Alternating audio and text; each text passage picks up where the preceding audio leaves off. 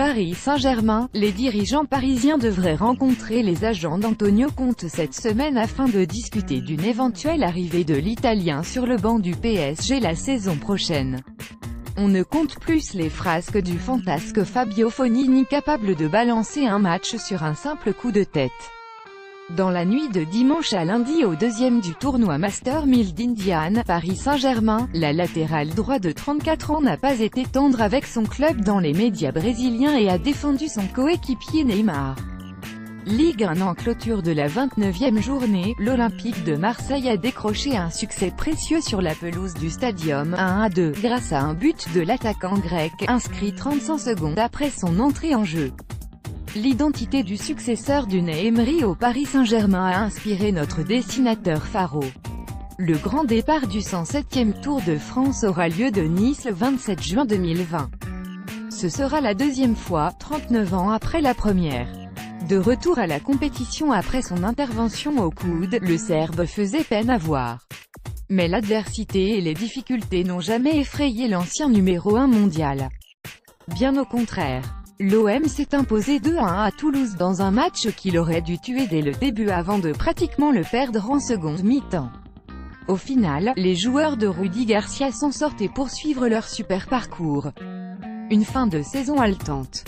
Ligue 1 suite au débordement survenu samedi soir sur la pelouse du stade Pierre-Mauroy, le président lillois, Gérard Lopez, exige la plus grande fermeté. Le manager anglais Rory Tigg a prolongé son contrat d'une saison avec l'Union Bordeaux-Bègles. Il est désormais lié avec le club girondin jusqu'en 2021, auteur de 8 buts, lors des 12 premières journées de championnat avant de se blesser à un genou. L'avant-centre brésilien Gabriel Jesus va remplacer Sergio Agüero dans le 11 de Manchester City à Stoke ce lundi, 21h. Coéquipiers en sélection nationale, Philippe Coutinho et Neymar joueront-ils ensemble sous le maillot du Barça la saison prochaine? L'ancien joueur de Liverpool en rêve.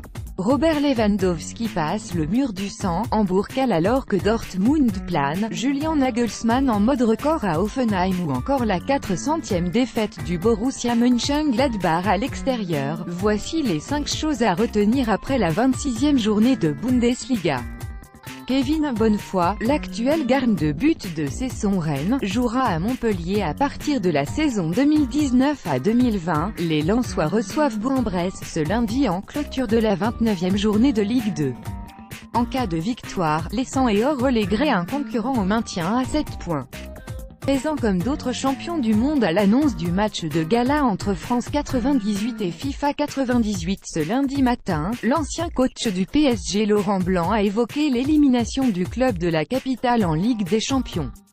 Mais il a aussi parlé de son avenir et de son avis sur un éventuel retour à Paris freiné dans son élan par son rival du Spartak, 0-0. Le week-end dernier, le Lokomotiv a repris son rythme effréné en tête contre Yekaterinbourg, 2-0, lundi.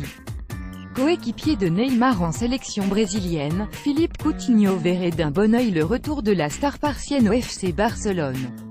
Un nouvel appel du pied après celui lancé samedi par Ivan Rakitic.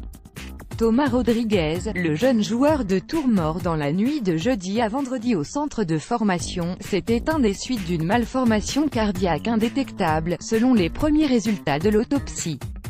Victime d'une chute lundi lors de la 6e étape de Tirreno Adriatico, le Colombien Fernando Gaviria souffre d'une fracture de la main gauche.